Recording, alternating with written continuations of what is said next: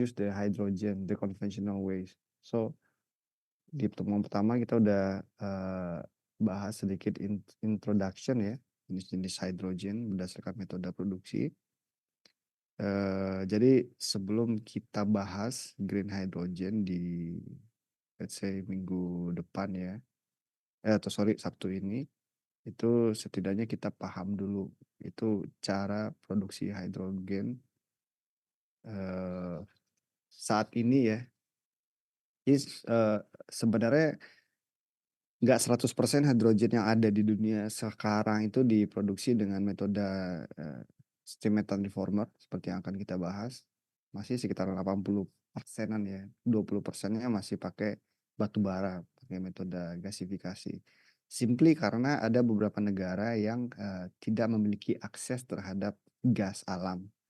Jadi mereka lebih banyak batu bara ya, akhirnya mereka mencoba jalur lain untuk memproduksi hidrogen. Nah, ini aktual project di Pertamina Balikpapan. Nama proyeknya RDMP.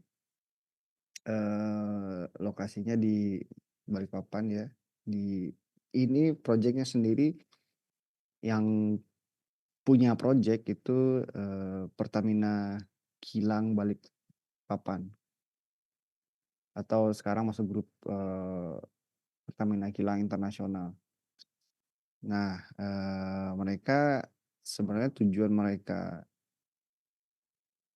bikin ini itu pengen memperbaiki kualitas produk turunannya seperti bensin ya, bensin, solar, Pertamax, Pertalite dan lain-lain. Jadi standar gas bahan bakar kita itu masih Euro 4 ya, Euro 4 ke bawah. Sedangkan di Eropa sekarang itu udah Euro 6. Jadi sebenarnya standar-standar migas itu adik-adik bisa googling itu kandungan sulfurnya lebih lebih rendah. Jadi kalau Euro 5, Euro 6 itu kandungan sulfurnya lebih rendah. Nah, kita belum punya dan ini untuk pertama kalinya kita coba bikin kilang dengan kualitas Euro 5, Euro 5 even. Nah, di pertemuan ini kita bahas tentang proyeknya sendiri. Terus yang penting adalah adik-adik tahu skematik dari steam methane reformer. Jadi tempat di mana reaksi steam methane reaction terjadi.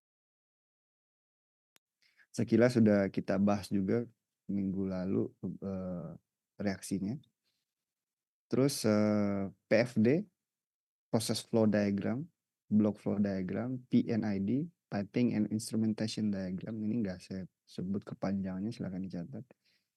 Terus main equipment, terus feedstocknya ada di pabrik ini kita desain ada 3 jenis, ada metan, LPG, gas atau gas sisa, gas campur, ada HDS, ada PSA, pressure swing adsorber, HMI, human machine interface, kemudian production and consumption figures. So di pertemuan ini supaya adik-adik gampang mengikuti, itu saran saya sambil dibuka simbol, ada PDF, simbol and legend. Di beberapa kampus yang saya ajar ya, yang jurusannya energi juga, itu setidaknya mereka udah paham tentang simbol ya, simbol-simbol di PNID. Jadi gini, kita cerita sedikit. Jadi alur di dunia migas misalnya ya, itu ada beberapa, kita mengelompokkan bisnis migas ini sebenarnya 2, upstream sama downstream. Upstream itu hulu, downstream itu hilir. Makanya ada nama Pertamina Hulu Energy. Itu bisnis mereka fokus di bidang upstream. Yang dimaksud dengan upstream itu adalah proses di mana perusahaan tersebut berusaha mencari keberadaan minyak bumi dan gas alam. Bisa jadi onshore, bisa jadi offshore. Itu anak-anak jurusan yang masa pencarian itu ya, anak-anak jurusan geofisika, itu geofisik, teknik perminyakan, itu adalah ladang bermain mereka. Jadi ada metodenya macam-macam, pakai pemetaan, di offshore pakai pakai LIDAR, pakai radar untuk ngecek macam-macam kontur di bawah laut, kemudian mereka ngambil sampling segala macam. Karena keberadaan minyak bumi kadang bisa terlihat dari vegetasi di atasnya, macam-macam lah ilmunya. Terus masih di fase upstream, setelah minyak ditemukan, mereka akan melakukan campaign, nyebutnya drilling campaign. Jadi kampanye pengeboran ya di lepas pantai, di di tanah onshore atau offshore lepas pantai. Nah, itu ada perusahaan-perusahaan yang spesifik mengerjakan itu. Jadi adik-adik, misal anak energi sistem ya, menurut saya masih bisa apply di perusahaan-perusahaan. Karena syarat di perusahaan ini, let's say saya sih bilangnya minimal syaratnya dua. Bahasa Inggris jago sama IPK di atas 3. Rata-rata ya, bahasa Inggris jago, IPK di atas 3. Terserah background tekniknya apa. Karena ketika kita join di perusahaan ini, adik-adik akan di training dari awal untuk belajar tentang tools-tools yang mereka gunakan. Nah, perusahaannya seperti contohnya ya yang fokus di drilling itu eh, wait, Selam Bersih sama Baker Hughes. Terus ada lagi sebutannya services itu kayak Halliburton. Jadi setelah sumurnya digali kan dinding sumurnya harus disemen. Nah, cementing work itu yang ngerjain Halliburton. Nah, ini perusahaan Amerika yang ketika fresh grade itu gaji udah puluhan juta. Bermodalkan ya dua tadi saya bilang bahasa Inggris sama IPK, ini lulus administrasi. Setelah itu akan ada tesnya. Saya dulu pernah tes Halliburton, soalnya lumayan sulit ya, tapi matematika SMA lah, kelas-kelas matematika SMA, jadi harusnya bisa. Terus Baker Hughes juga. Jadi 3 perusahaan ini. Dulu ada perusahaan Indonesia, El Nusa, di bawah Pertamina. Tapi sekarang udah nggak terlalu banyak ngerjain proyek hulu. Terus ada Weatherford juga, salah satu yang besar. Nah, setelah fase pengeboran ini selesai, itu pipanya akan ditutup ya, ditutup di wellhead nih, akan ditutup, terus akan dibangun fasilitas di atasnya. Nah, fasilitas di atasnya ini macam-macam, bisa jadi kilang, bisa jadi cuman buat nyimpan gas, misalnya mau ditransport kemana, nanti dikonek ke pipa, ke darat, atau dikonek, contoh yang saya jelasin, di Palembang, proyek saya dulu Dayung Grisik, punya ConocoPhillips ya. Itu pipanya dibikin dari daerah Sumatera Selatan, Simpang Gas, sampai ke Singapura, itu melewati Batam. Jadi beririsan nih, proyek saya yang sekarang itu ekspor listrik ke Singapura. Nah, di jalur saya pengen bentangin kabel, itu ada jalur pipa gas yang dulu pernah saya kerjain. Yang gasnya sampai ke Singapura. Jadi perairan antara Indonesia dan Singapura itu udah malang melintang macam-macam. Ada pipa gas, ada kabel komunikasi, ada power juga. Nah, baru setelah dibangun fasilitas, yang ngejalan fasilitas ini kita nyebutnya EPC company, Engineering Procurement Construction Company. Top lokal EPC company itu contohnya perusahaan saya dulu, Rekayasa Industri, Tripatra,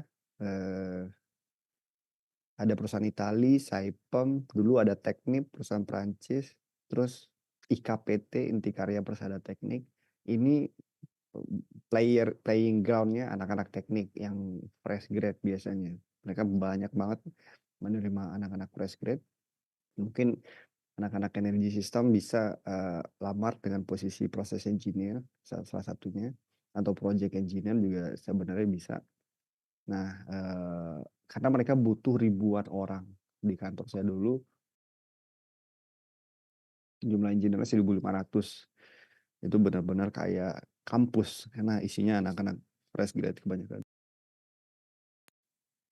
Kemudian setelah fasilitasnya selesai dikerjakan, nah ini fase EPC nih. Jadi yang kita mau jelasin ini sekarang masih tahap konstruksi, fase EPC. Nah itu yang ngerjain project ini konsorsium dari 4 perusahaan. Leadernya Hyundai HEC, Hyundai Engineering and Construction, kemudian ada Rekin, ada KS Industri, ada PP, ada SAE, tapi dia kayak udah keluar dari konsorsium. Nah, setelah semua fasilitas ini selesai, baru tahap produksi. Di tahap produksi atau di tahap downstream ya, itu baru dihandle oleh si yang punya ladang minyaknya, yaitu in this case ini contohnya Pertamina. Tapi dulu di Balikpapan itu rajanya itu Total Energies. Karena kontraknya udah habis dia cabut. Yang dulu contohnya di Duri itu yang punya Chevron, tapi sekarang udah dibalikin ke Pertamina. Nah, kita nyebutnya perusahaan ini Oil Company atau PSC Company. PSC Company juga sebutan lainnya. Jadi rata-rata anak-anak fresh grad dia taunya itu ya perusahaan minyak. Wah, saya pengen kerja di Pertamina, saya pengen kerja di Total, Chevron, BP, British Petroleum, Eni, perusahaan Itali, yang juga perusahaan minyak, Inpex contohnya. Tapi rata-rata memang sangat susah masuk ke perusahaan tersebut. Kalau Pertamina masih lebih sering ya bukan BPS-nya untuk merekrut anak fresh graduate. Tapi di perusahaan lain itu sangat susah. Kebanyakan mereka ngerekrut experience. Nah, jadi caranya dulu saya sama senior itu cerita-cerita. Caranya ya kita masuk dulu di EPC. Masuk dulu di EPC karena jauh lebih gampang masuk ke EPC. Jadi nanti setelah kerja 3 tahun, 5 tahun baru kita bisa pindah. Dan memang ternyata seperti itu. Sekarang semua teman-teman saya yang bareng saya masuk Rekin kebanyakan udah di Pertamina semua. Ada Pertamina, ada di Medco Energi gitu. Jadi emang career path-nya jalurnya seperti itu. Jadi mereka lompat dari EPC ke oil company. Nah, yang teman-teman saya yang di drilling tadi, yang Baker Hughes, Schlumberger, bla bla bla, ada juga yang akhirnya bisa lompat. Tapi ada juga yang membeli lebih tetap karena di dunia migas gaji mereka lah yang paling gede. Jadi ngalah-ngalahin bisa 2 kali lipat gaji orang-orang di Pertamina. Jadi gitu. Jadi adik-adik targetin aja sekarang IPK 3, jago bahasa Inggris udah. Kemudian coba coba tes di berbagai jenis perusahaan yang saya sebut tadi. Nah, balik lagi, jadi ini fase EPC ya. Ini the real picture. Jadi ini kompleksnya sangat besar sekali, prosesnya macam-macam. Biaya yang dikeluarkan untuk project ini aja itu 60 triliun. 60 triliun. Jadi kalau dikomparasikan dengan project-project geothermal itu ya eh, bukan geothermal lah, anggap project gas engine. Dulu saya ngerjain CNG, kompres natural gas di Jambi, PLTMG. Itu nilai proyeknya 1,2 triliun untuk 100 megawatt pembangkit listrik tenaga gas. Bayangkan proyek ini 60 kali lipat. Jadi capital atau duit yang dikucurkan untuk proyek-proyek migas itu memang cukup besar ya. Nah, ini background story-nya. Mereka pengen upgrade. Jadi sebenarnya sebelahnya udah ada kilang existing ya. Sebelahnya lagi pengen dibangun kilang yang baru namanya. Nama proyeknya Refinery Development Master Plan. Dan ini nggak hanya di Balikpapan ya. Jadi zamannya eh, ini udah planning dari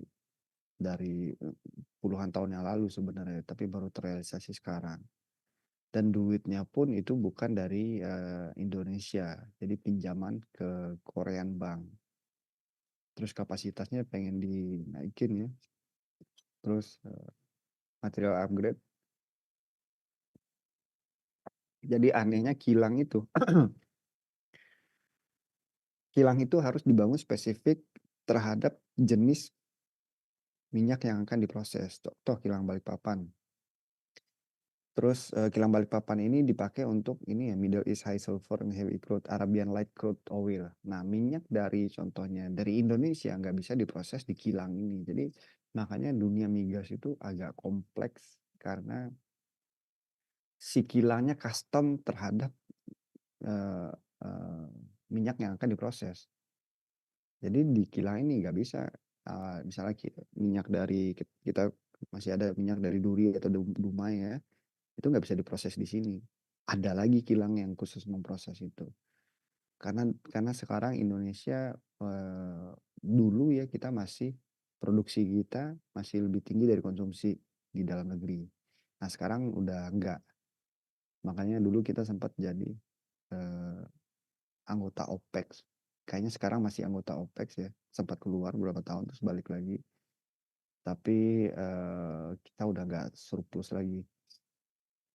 Terus ini unitnya. More stringent product specification, LPG mix, propylene, gasoline, jet fuel, untuk pesawat terbang, diesel, slurry oil, sulfur flakes. Nah, some of the ISBL. Jadi kayak sekilas saya pernah bahas ISBL itu kalau di pembangkit listrik itu kita nyebutnya area untuk ngebangkitin power itu powerhouse, area di luarnya kita nyebutnya BOP, balance of plant. Kalau di migas, area untuk ngelakuin prosesnya ada reaksi steam transformer, ada reaksi RFCC, itu kita nyebutnya ISBL, inside battery limit.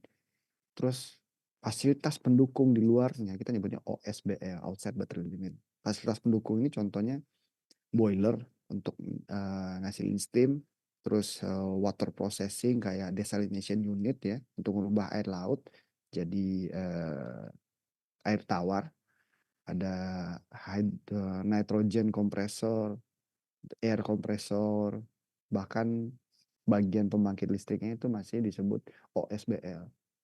Itu pembagian area di kilang. Terus mereka pengen bangun HMO untuk melengkapi proses di kilang yang baru ini. So, meningkatkan kualitas produksi BBM dari Euro 2 ya. Even Euro 2 jadi Euro 5. Even masih Euro 2. So, ini ada deh harusnya udah familiar ya dengan satuan-satuan di migas. Dulu saya belajar di Itali, sempat mata kuliahnya diajar oleh mantan CEO-nya Eni. Dua pertemuan pertama itu kita cuma bahas unit atau bahas satuan karena satuan migas ini cukup kacau karena ada pertemuan antara metric system sama yang dianut oleh Amerika ya, mereka ngukur panjang dengan feet, liter dengan galon, terus temperatur dengan Fahrenheit, jadi membingungkan. Akhirnya hasilnya adalah campur aduk antara standar internasional, metric system, dan yang dianut oleh teman-teman di USA. Masalahnya adalah di standar-standar migas pun itu mengacu pada standar yang ada di Amerika. Contohnya ASME standar. Terus API, American Petroleum Institution, ASME, saya lupa, bla bla bla, Mechanical Engineering. Jadi American Society of Mechanical Engineering. Jadi kayak ukuran, jadi pipa itu ya kan ada ujungnya itu flange. Kalau kita nyambung dua pipa itu kalau tekanannya tinggi kita pakai flange to flange connection ya.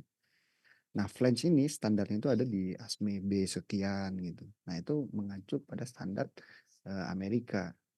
So bagaimanapun mereka yang paling advance di ya mereka yang menemukan minyak pertama, kemudian mereka yang industri minyaknya paling besar, ya gimana pun kita follow standar mereka. Nah ini cukup penting karena menurut saya, engineer itu harus paham sense of magnitudo ya, sense of magnitude. Jadi ketika orang ngomong, "Oh tekanan 1 PSI misalnya, itu berapa sih 1 PSI?" Atau 20 bar, berapa sih 20 bar? Dulu saya ngerjain CNG tekanannya 2850, wait, PSI. Kemudian, macam-macam. Jadi, harus paham, harus bisa setidaknya menerjemahkan, "Oh ini sebesar apa." Nah ini contohnya aja, jumlah berat dari semua peralatan yang ada di, project yang baru ini mencapai 110.000 ton ya. Kemudian ada yang namanya RFCC, itu 1.000 ton, equipment terberat. Ini yang nge-handle detail engineering-nya Hyundai. Terus propellant splitter 110 meter. Dulu kalau project yang di tempat Pak Zen kunjungi itu di Banggai, mungkin yang paling tinggi CO2 absorber itu 100 meteran juga. Kemudian konkrit, jumlah konkritnya segini, terus kabelnya kalau sambungin satu-satu sampai ke Korea, Jakarta sampai Korea. Jadi intinya, ini mega project yang nggak banyak, belakangan Indonesia udah nggak banyak ngerjain mega project. Jadi beruntung kalau ini kayaknya kalau adik-adik tamat, projectnya masih fase konstruksi. Karena sepertinya delay dan selesainya kira-kira 2026, 2027. Jadi masih bisa tuh apply karena masih butuh banyak orang. Nah, ini general information HMU. Terus lokasinya di sini, sorry, SK Engineering bukan SHI. Ini 4 EPC, ini EPC Korea ya, SK sama HEC. Ini PP ngehandle bangunannya aja, bangunan sama beberapa water intake project ya. Nah, Rekin mostly ngerjain OSBL, tapi yang nyempil satu HMU itu yang ke desain Rekin dari awal. Ini kapasitasnya N meter cube per hour. Ini adik-adik juga harus bisa bedain ya, nm meter cube yang ada N, yang nggak ada N. Yang ada N itu artinya kondisinya di temperatur berapa, di tekanan berapa. Yang nggak ada N, ada lagi. Silahkan dicek. Terus teknologinya ini Steam Methane Reformer, PSA. Nah jadi contoh kalau misalnya saya bangun geothermal, itu nggak ada lisensi. Tidak ada orang yang memegang license untuk geothermal plant. Bahkan kemungkinan besar kebanyakan power plant itu nggak ada lisensornya. Ya PLTU itu nggak ada karena itu teknologi yang sangat lama dan there's nothing special about it, yang it's lebih simple lah, lebih simple. Tapi di project-project migas, contoh project amonia yang di Banggai itu ada teknologi yang secara desain ya, secara desain teknologi itu dipegang oleh beberapa perusahaan. Contoh KBR, Kellogg Brown Truth. Dulu itu anak perusahaannya Halliburton yang saya ceritain tadi, tapi sekarang nggak tahu ya. Nah mereka memegang lisensi terhadap proses yang ada di kilang. Kalau yang ini yang punya lisensinya ALEC, Air Liquide Engineering Construction. Ini perusahaan Prancis ya. Ini lisensi untuk hidrogennya sendiri. Jadi hidrogen proses yang kita pakai itu desainnya yang punya hak paten adalah si ALEC ini. Jadi selain kita, walaupun saya tahu misalnya cara bikinnya, ada beberapa engineer, proses engineer yang pernah ngerjain terus kita copy, itu secara hukum nggak boleh. Terus Lurgy ini supplier dari steam metal reformer. Jadi bentuknya sebenarnya kayak rumah aja, kotak, tapi di dalamnya ada gede banget, ada burner, ada ratusan instrumentasi juga.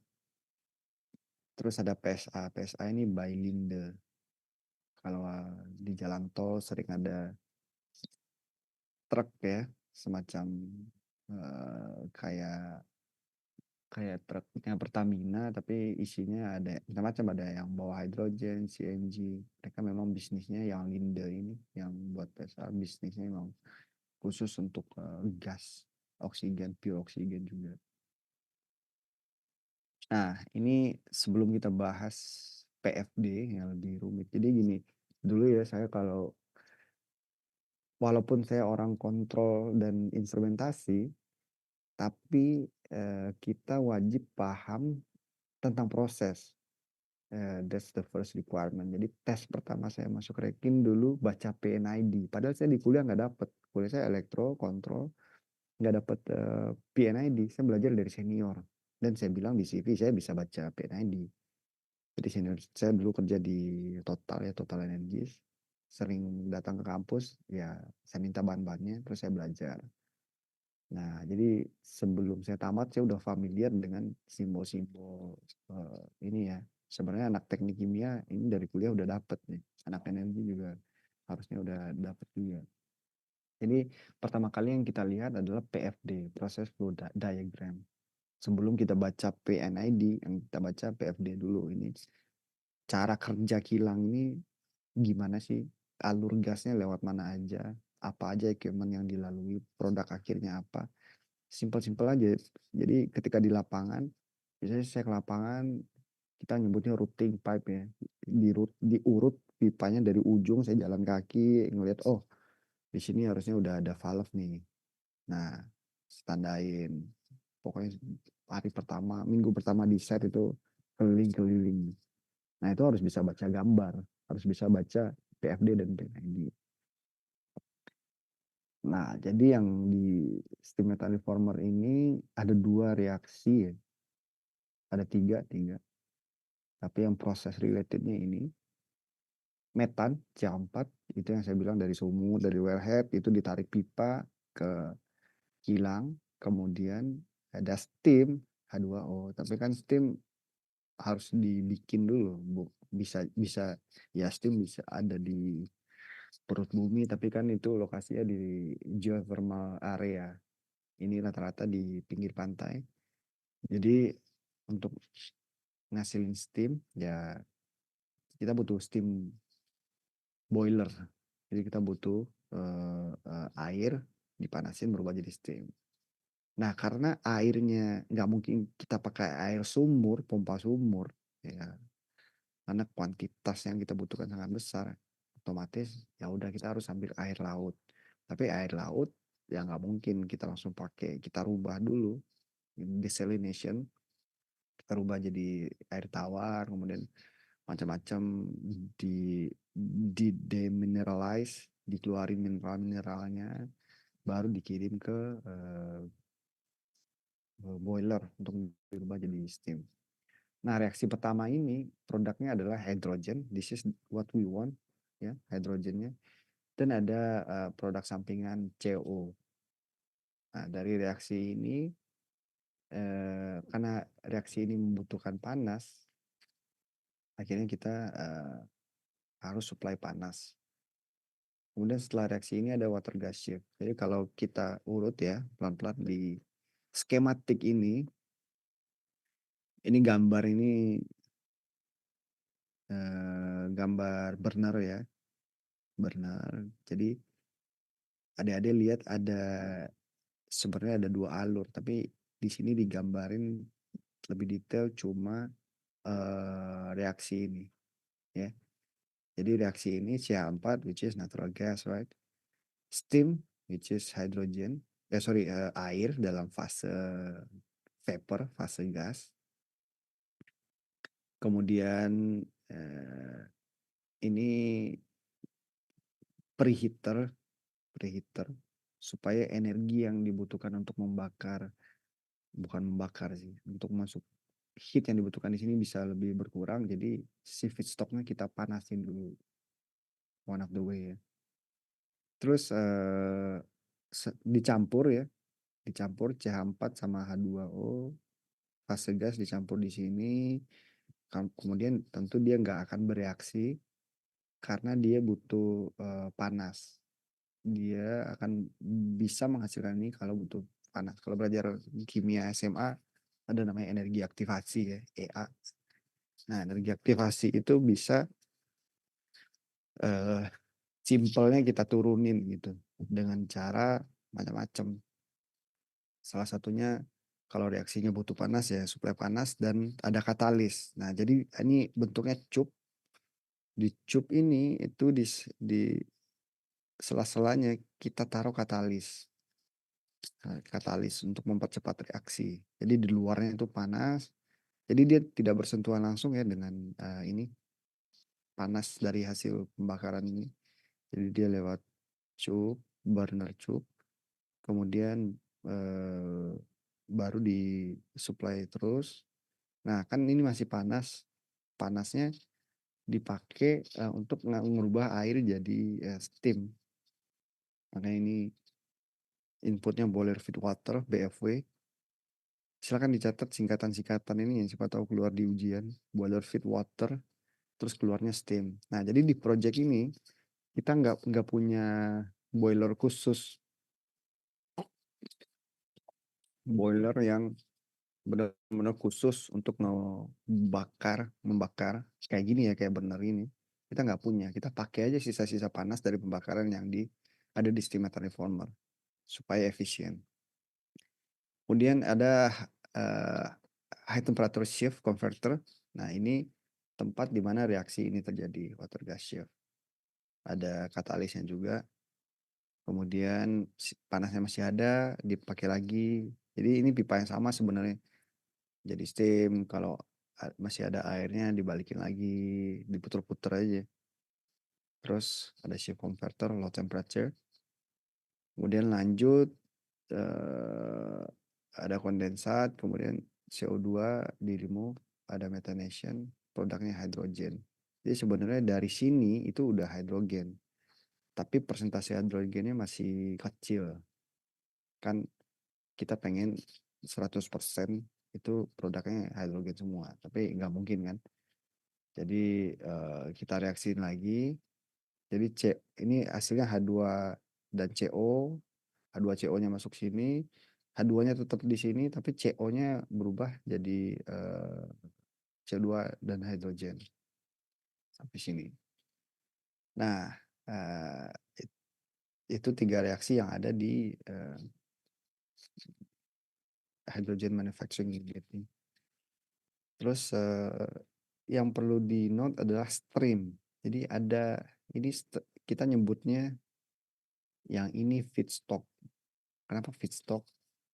Karena dia ini bahan mentah untuk bisa ngasih hidrogen. Makanya kita nyebutnya feedstock. Kayak adik-adik bikin bikin roti, feedstocknya tepung, tepung. Atau bikin apa ya? Bikin nasi, feedstocknya ya beras lah. That kind of things. Nah, kemudian ada fuel. Jadi yang nggak dijelasin di sini adalah reaksi dari pembakarannya. Ini nggak ada alurnya. Jadi kalau kita bikin garis satu lagi, ini kan pembakaran nih, combustion. Combustionnya kan yang dibakar sebenarnya metan juga. Ya nggak mungkin kita cari fuel yang lain, yang ada aja ya udah metan. Jadi sebagian dari feedstock ini kita pakai untuk pembakaran. Makanya kita nyebutnya fuel. Jadi sama-sama CH4 tapi sebutannya beda karena emang jalurnya juga beda. Jadi CH4 tambah oksigen ya, plus plus ignition for sure. Terus produknya ini harusnya CO2 ya. CO2. Produknya CO2 sama air ya. Basic combustion combustion reaction. Jadi kita butuh udara atau O2 ya untuk pembakaran. Makanya tadi ada di plan itu selalu ada air compressor untuk ini, terus ada hmm, steam, steam ada desalination unit, ada steam boiler gitu ya. Nah ini saya udah ngasih link YouTube-nya, ada bisa cek, ada animasinya. Nah sekarang kita fokus di stage yang ada di HMU ini. Ini masing-masing ada penjelasannya. Nanti kita bahas satu-satu. Jadi karena ini ya, karena si kilang ini eh, didesain supaya continuous running. Jadi mereka si Pertamina ada beberapa skenario. Pertama, dia kan produksi LPG. Jadi kalau misalnya NG-nya habis, natural gasnya habis, dia pengen hidrogennya tetap jalan, tapi feedstocknya dari LPG. Jadi secara ekonomi nggak masuk akal. Karena LPG kan udah produk akhir juga, tapi dipakai untuk bahan mentah dari produksi yang lain. Ini doesn't really make sense economically, secara ekonomi doesn't make sense, tapi ya supaya plannya tetap running, dia pengen bisa pakai ini. Terus ini off gas ini gas-gas sisa. Contoh, habis di uh, let's say di proses pressure swing absorber misalnya, itu kan prosesnya sendiri tujuannya adalah meningkatkan purity dari hidrogen. Jadi sebelum masuk, let's say hydrogen kontennya 88%, terus setelah keluar hydrogen kontennya 99%. Nah, berarti ada gas yang dibuang kan. Nah, gas carried over gas ini biasanya bentuknya metan. Nah, metan sisa-sisa yang udah campur-campur macam-macam ini, kadang campur CO, kadang apa, dipakai lagi untuk produksi. Kita nyebutnya off gas, pokoknya gas buang lah. Ini kita pakai, terus ada kompresornya. Nah itu kompresornya, kasihan kompresornya. Jadi kompresor itu kan didesain untuk memproses gas yang jelas ya. Kita nyebut, oh kompresor saya dipakai untuk metan. Ya, ya saya cek data, proses datanya, ya udah di set sedemikian rupa supaya kompresornya bisa memproses metan. Tapi kalau komposisinya off gas, itu kompresornya jadi banyak penyakitnya karena molecular weight dari off gas itu kadang nggak bisa diprediksi. Kalau lagi banyak hidrogen misalnya tiba-tiba jadi gasnya jadi ringan. Terus kompresornya udah kerja sebelumnya memproses metan, tiba-tiba masuk off gas yang kebanyakan isinya hidrogen, ya kemungkinan besar ya hidrogennya bisa balik. Akhirnya macam-macam, ada bisa bisa surging lah, bisa kicking lah, macam-macam penyakitnya kompresor. Nah, terus ini juga ntar kita bahas satu-satu. Nah, ini yang saya bilang bisa menggantikan boiler. Jadi flue gas waste heat recovery system. Jadi gas buang dari ini kan masih panas nih. Suhu pembakaran berapa? 900 ribuan. Terus sisanya keluarannya itu kan masih panas. Itu dipakai buat merubah air menjadi steam. Kita bentar ya, saya cek dulu. Oke, kita lanjut. So, balik lagi tadi saya sempat jelasin. At least you have to understand this PFD, proses flow diagram, PNID, terus baca proses deskripsi. Kalau misalnya kita baca PNID dan kita nggak punya background chemical engineering misalnya, ya salah satunya eh, kita baca proses description. Jadi akan ada proses description yang ngejelasin, oh reaksinya seperti ini, tekanannya segini, nanti pipa ini akan ketemu pipa ini, menghasilkan ini. Itu ada di proses description, baca aja. Dulu karena sebelum S2 ya. Background saya bukan teknik kimia, jadi agak pusing juga baca ini karena eh, out of my field lah. Tapi setelah lanjut kuliah di Poli ini yang kebanyakan isinya materi-materi tekim walaupun gak detail, setidaknya paham. Eh, Terus ini contoh yang tadi ya kita udah lihat kan skematik yang tadi. Ini ada trim fuel atau tail gas. Ini juga trim fuel ini masih sorry, tail gas ini juga salah satu sebutan untuk gas sisa. Kalau trim fuel ini untuk tambahan kalau misalnya kurang. Nah, ini alurnya, alur merah, saya tandain merah. Oh ya, ini alur untuk pembakaran. Ya, agak rumit memang. So, di sini alur yang hijau, saya screenshot. Ini udah campur metan sama steam. Ini tube yang saya bilang tadi, yang warna merah di batch sebelumnya. Terus di dalam sini ada katalis. Nah, pembakarannya terjadi di luar ini. Ini udah api semua. Api semua dari fuelnya dari sini. Harusnya ada satu lagi air. Nah, ini nih. Ini udara pasti. Udara. Terus ini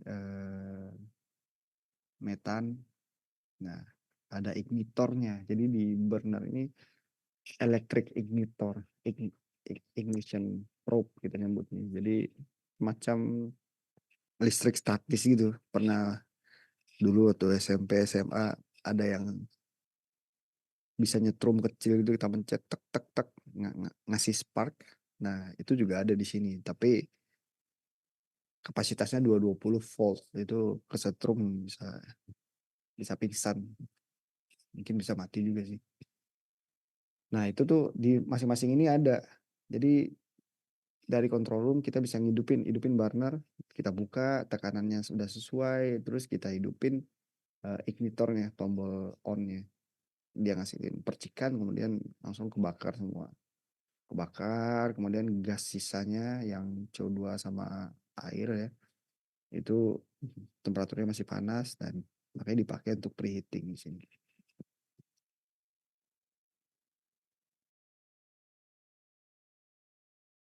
Gitu ya. Nah, sekarang kita coba buka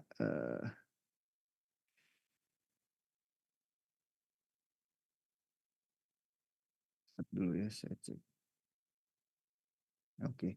Kita coba buka PFD,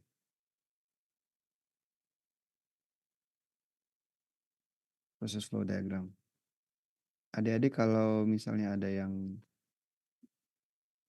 ini, contoh tadi saya kecepatan atau ada istilah-istilah yang belum dimengerti dan minta diulang untuk dijelasin juga silakan ya. Interrupt aja.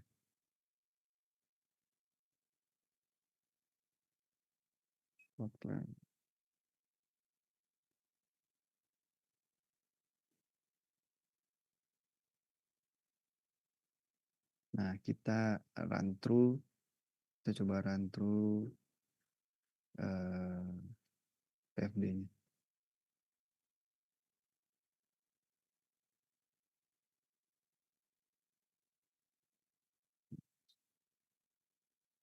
Oke.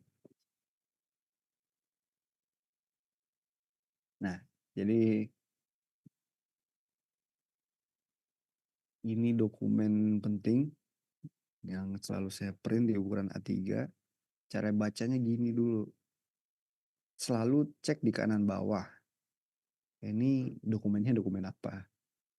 Karena ada ribuan jutaan dokumen ya di proyek. Proses flow diagram, ini hydrogen manufacturing unit, feed system. Nah, di halaman kedua itu feed pretreatment. Jadi itu secara ringkas menjelaskan ini halaman ini ngejelasin apa gitu. Terus ada notes. Jadi ada contoh di sini ada note 1. Note 1 itu apa? Nah, penjelasannya ada di sini. Terus ini general notes, artinya apply to all of the fungsi di sini. Jadi ini dokumen ya, contoh dokumen acuan hampir semua orang kecuali electrical engineer. Jadi di EPC company itu yang ngedesain pabrik itu kan bareng-bareng ya. Kita ada orang dari berbagai engineering background. Dewanya proses. Ini kita nyebut dewa karena mereka yang desain, even gajinya lebih gede direkin dibandingkan jurusan lain.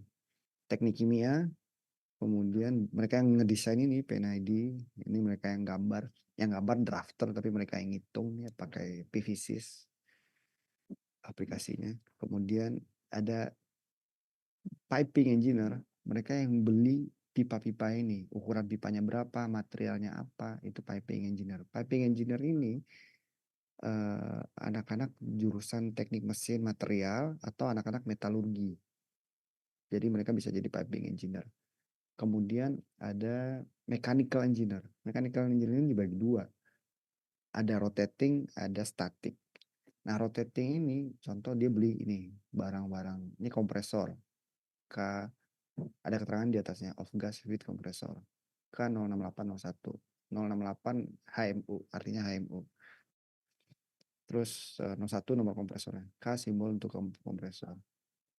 Nah, ini dibeli oleh anak-anak mechanical rotating.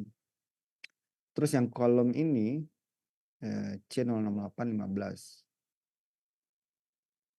itu interstage drum karena dia dua stage kompresor ya, jadi ada interstage drum. Itu yang ngebeli kalau kita beli terpisah ya, biasanya barengan sama kompresornya. Itu yang ngebeli orang-orang static engineer. Static engineer dia anak teknik mesin juga, lulusan teknik mesin, tapi eh, mereka ngurus tangki, pressurized tank, vessel, column, nah itu mereka yang beli. Terus ada dua tadi ya, teknik kimia, jadi proses engineer, teknik mesin, kemudian ada teknik mesin material dan metalurgi, piping engineer. Kemudian ada control instrumentation engineer yang beli peritilan-peritilan kecil-kecil ini. Ini ada sensor temperatur, sensor pressure, terus semua jenis sensor dan valve yang bisa dikontrol dari jauh. Itu yang beli orang kontrol dan instrumentasi. Nah, yang bisa masuk kerja di sini adalah orang lulusan teknik fisika sama teknik elektro arus lemah. Contohnya jurusan elektronika atau jurusan kontrol ya, bisa jadi kontrol engineer. Terus ada anak teknik sipil. Jadi anak teknik sipil nggak perlu baca ini karena sipil pun dibagi dua, ada civil engineering, ada structure engineering. Structure khusus untuk struktur-struktur angka baja. Kalau sipil bangunan, fondasi, slab, struktur contohnya juga pipe rack. Jadi di plan itu pipa itu tuh ada raknya sendiri gede gitu. Jadi bertingkat-tingkat. Jadi masuk pabrik itu sebenarnya kalau udah jadi ya itu sangat-sangat rapi desain dan bagian rupa. Nah, satu lagi ada electrical engineer, harus kuat. Nah, mereka juga nggak perlu baca ini. Tapi mereka tahu ini kompresornya dihidupinnya pakai apa. Kalau pakai butuh elektrik, butuh listrik ya mereka desain listrik untuk menghidupin kompresor. Itu ya. Nah, simbol-simbol kecil yang penting itu kayak panah gini. Ini berarti dari page sebelah, page 7. Ya. Ini dari page 7. Terus kalau simbol ini keluar panahnya berarti menuju page 6. Kita cek dulu nih, ini kita lagi di page berapa? Kanan bawah. Ini ya, kita di page 1. 06801. Jadi yang depan ini nggak perlu dipikirin nih. Karena ini merepresentasikan dokumen PFD-nya. Ini merepresentasikan halaman, bukan halaman, nomor dokumen. Kalau halaman bahkan halaman nggak penting sebenarnya karena orang ngelihatnya ini nge-refer to drawing nomor berapa. Oke. Nah, balik lagi nih kita bahas ini judulnya feed system which is for feedstock ya, feed system. Jadi nah, feedstocknya tadi saya jelasin ada 3, ya kan? Pertama natural gas, kedua off gas, ketiga LPG. Jadi di prakteknya juga harus digambar, dibikin 3 jenis ini.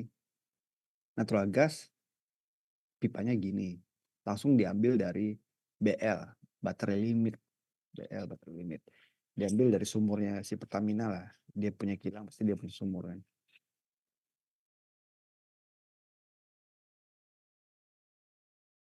Walaupun gas yang dipakai di sini nanti bukan dari nah, bedanya gini, tadi kita bicara kilang untuk produksi minyak dari Arabian crude oil kan.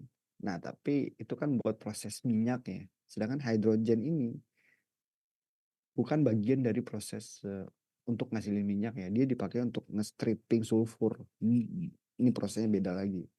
Jadi gasnya boleh-boleh aja diambil dari gas dari Indonesia. Cis tetap the same gas right, C4.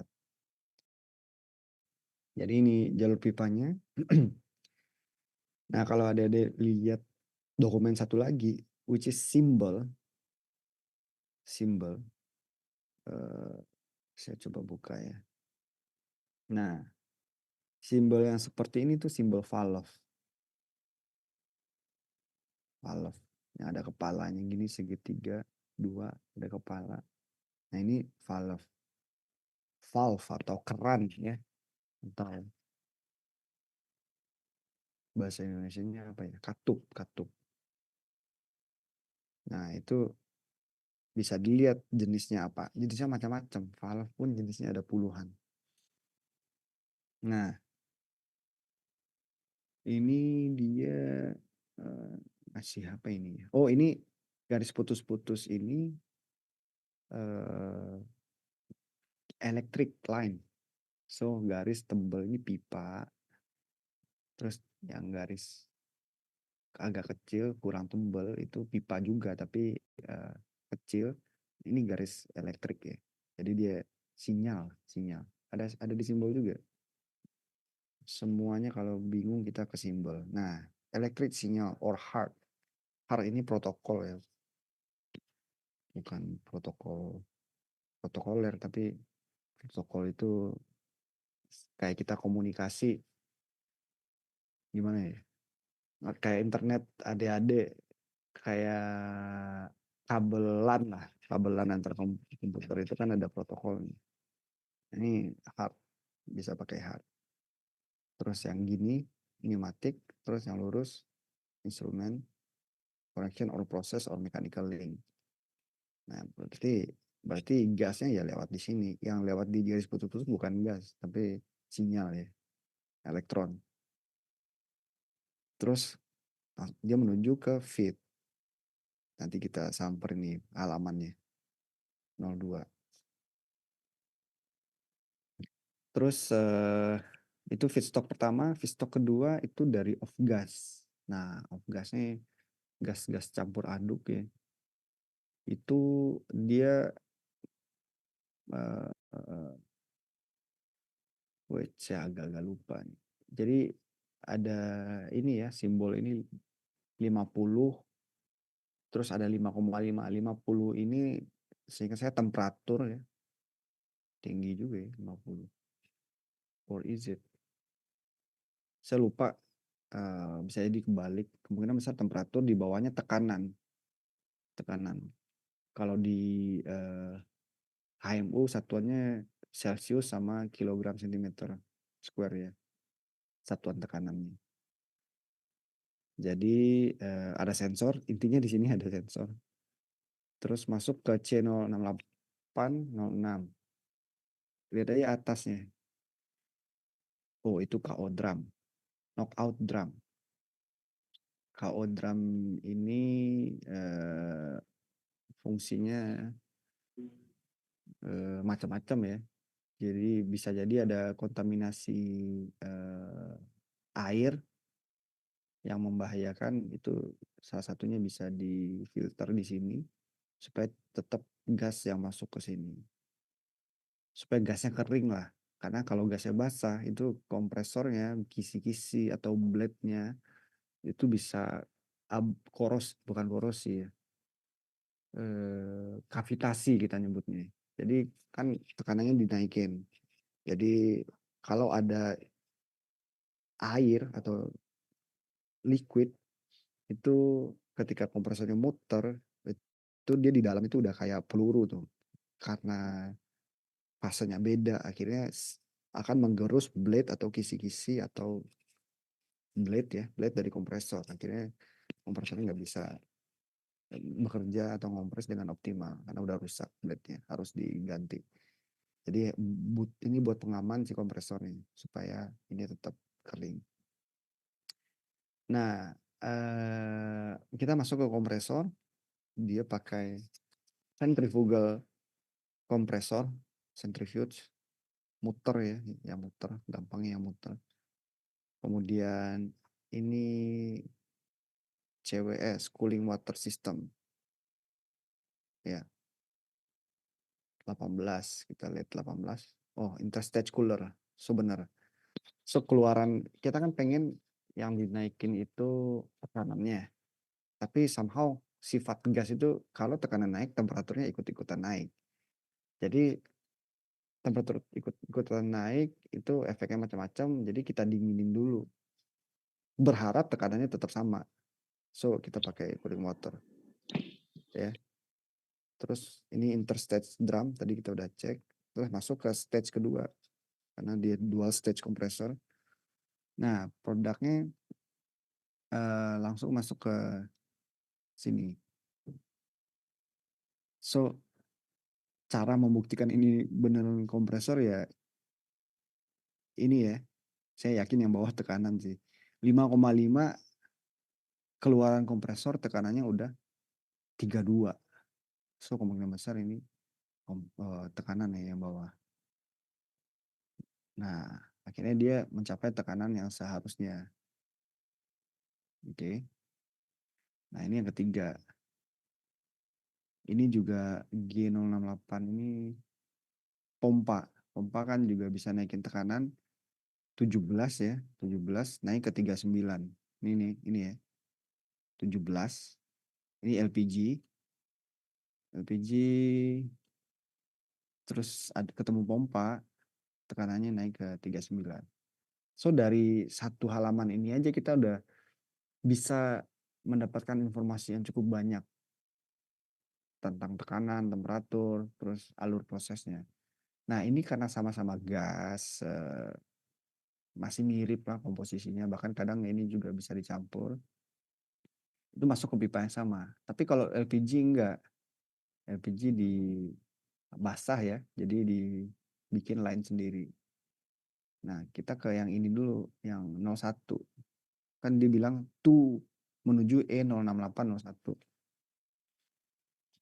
Terus ini nomor drawingnya 02.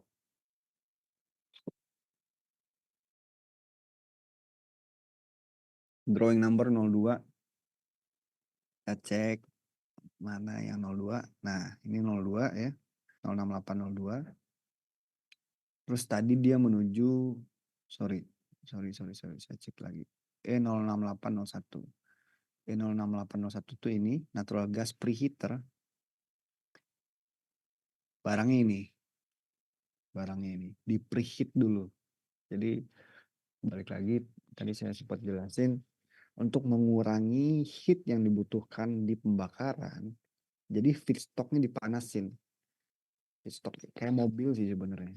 Mobil itu kan ada istilah cold start. Cold start itu mobil udah, apalagi kalau di Eropa ya, mobil di musim dingin dibiarin di luar seharian. Akhirnya starting temperature-nya itu gapnya lebih gede dari normal operating temperatur. Jadi butuh panas atau fuel yang lebih banyak untuk memanaskan mesin mobil sampai di titik normal temperaturnya. Nah, karena gap temperaturnya gede, jadi untuk supaya saya nggak butuh banyak fuel, caranya adalah, kalau di plan ini saya preheat dulu feedstock-nya, preheat preheat preheat preheat sampai gapnya kecil, sehingga panas yang saya butuhkan cuma yang segini, bukan dari bawah lagi, karena saya udah panasin nih. Kita bisa cek temperaturnya ya. Nah,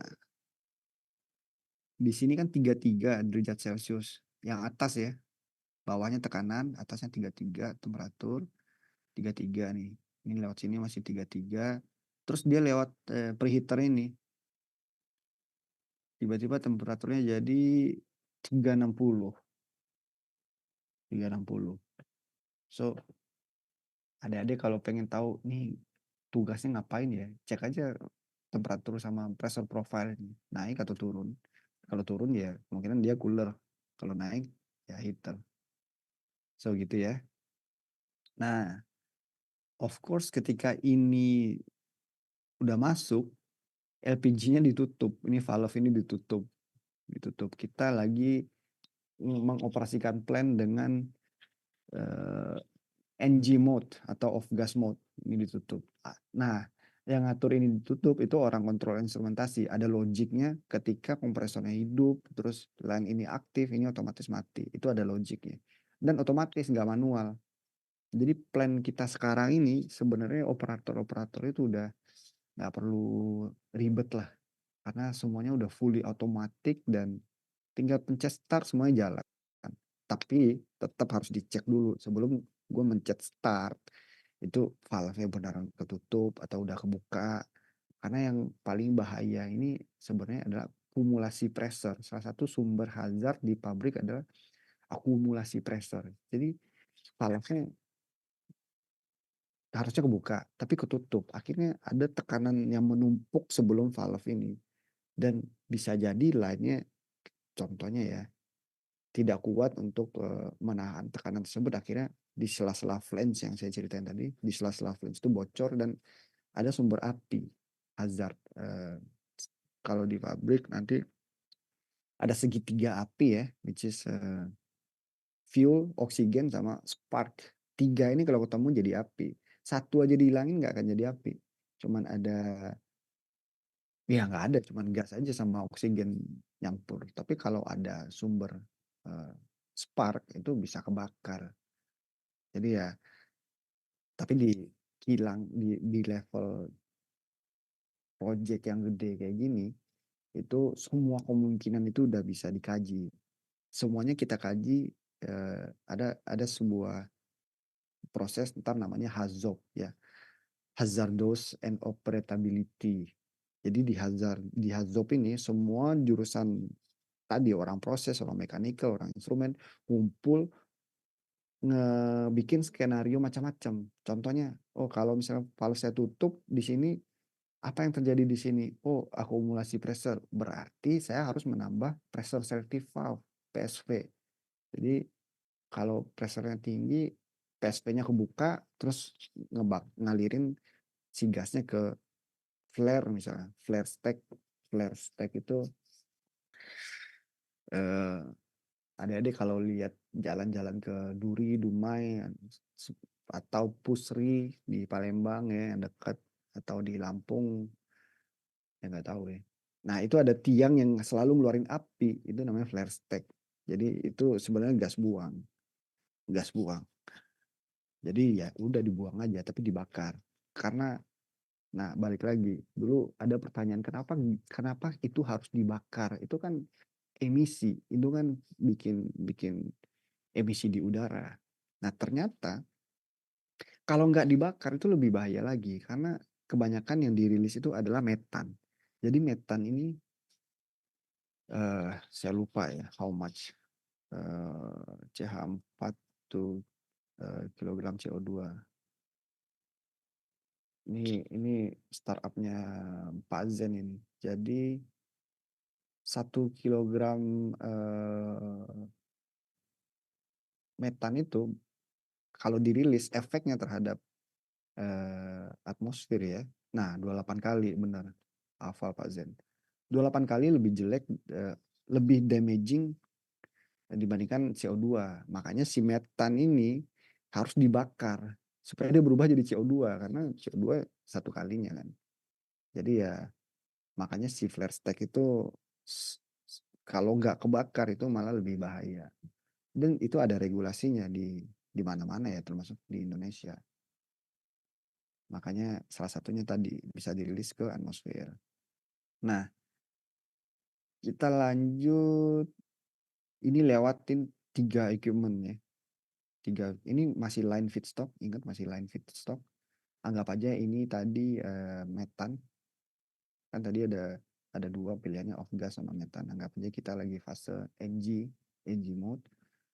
Nah, ada C hydrogenation reactor, desulfurization reactor, A sama B.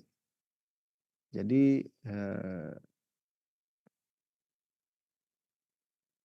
sebentar.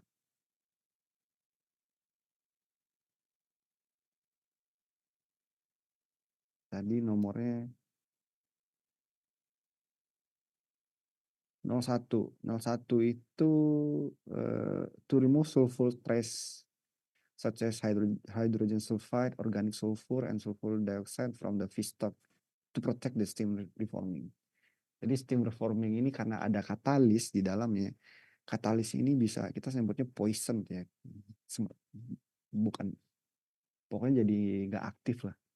Kita nyebutnya poison kayak berat teracuni gitu. Jadi ada komponen-komponen gas yang harusnya nggak ada gitu, kayak sulfur content misalnya. Jadi kita nge-remove-nya pakai C606801 ini, hydrogenation reactor. Terus next stage-nya kita ke 02, desulfurization reactor. So sulfur ini nge-remove sama ya, nge-remove sulfur dioxide from the feedstock. So sama-sama nge-remove sulfur. Jadi ini kenapa dibikin dua? Karena dia butuh regeneration. Jadi kalau misalnya satunya, wait let me check first. Ya, jadi memang ada dua ya, ada dua. Kemudian lanjut ke proses gas. Nah, jadi sebelum lanjut ada lihat nih temperatur profilnya 355 dari 360. Jadi pas melewati ini dia udah kehilangan temperatur juga. Pas melewati proses desulfurization, hydrogenation, dia udah kehilangan temperatur. Jadi 355. Tekanannya juga turun ya 31 ke 29. So walaupun tekanan itu juga function of length. Jadi misal pipa nih, tekanannya di sini 30 whatever the unit bar, ada pipa 1 kilometer ya di ujung pasti akan berkurang karena dia akan hilang sepanjang jarak ya. Nah, lanjut nih ke patch 3 06803. Terus equipmentnya 10, E10. Ini patch yang dimaksud, dokumen yang dimaksud. Terus equipmentnya E10. Kita cari E10 itu apa? Heat superheater reformer. 8. Harusnya. Oh ini. Nah ini sambungannya. Jadi kenapa dibikin berhalaman ini ya? Karena nggak muat satu halaman. Alasannya sederhana aja. Karena nggak muat. Oh, lanjut. Gas tadi setelah melewati preheater, terus desulfurization unit ya, dipanasin lagi nih. Nah, ini ntar nyambung. Ini chamber buat pembakaran tadi, ini sisa gas buang itu kita nyebutnya flue gas. Flue gas ya, flue gas itu isinya gas-gas hasil pembakaran. Secara teori memang pembakaran hasilnya CO2 dan H2O. Tapi itu kan pembakaran sempurna. Kalau nggak sempurna ada CO-nya. Kalau di dalamnya ada sulfur, ada macam-macam SO2, SO3 karena bereaksi dengan oksigen. Nah, yang inert itu nitrogen. Nitrogen itu lewat aja dia. Ada nitrogen ya hasilnya nitrogen masih bisa jadi NOx ya. NOx masih bisa jadi NO2, makanya namanya NOx, bisa NO, bisa NO2. Jadi keluaran ini macam-macam karena tidak semuanya bisa dibakar dengan sempurna. Tergantung juga isi dari metannya kan. Makanya pas kita lihat data proses di metan itu, kita bilang dari tadi metan. Kalau kita lihat data proses, ini metannya mungkin cuma 90%, 98%. Ada yang 85, ada yang 90, 98. Sisanya itu gas macam-macam. Makanya tadi ada yang ngebersihin sulfur lah. Karena ya namanya ini ya dari nggak ada yang perfect 100% tuh nggak ada.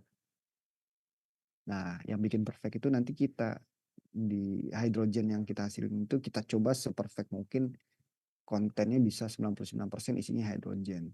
99,9%. 100% itu susah. Bisa di filter aja terus sampai ujung. Tapi kan nggak ekonomis. Ini dipanasin. Ada lihat temperatur profilnya jadi 470 ya. Derajat Celcius. Pressure sedikit berkurang. Ini dipanasinnya pakai flue gas tadi yang saya ceritain. Nah, dia ketemu another equipment namanya pre-reformer.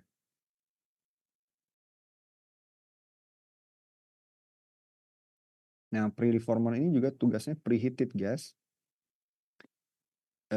sebelum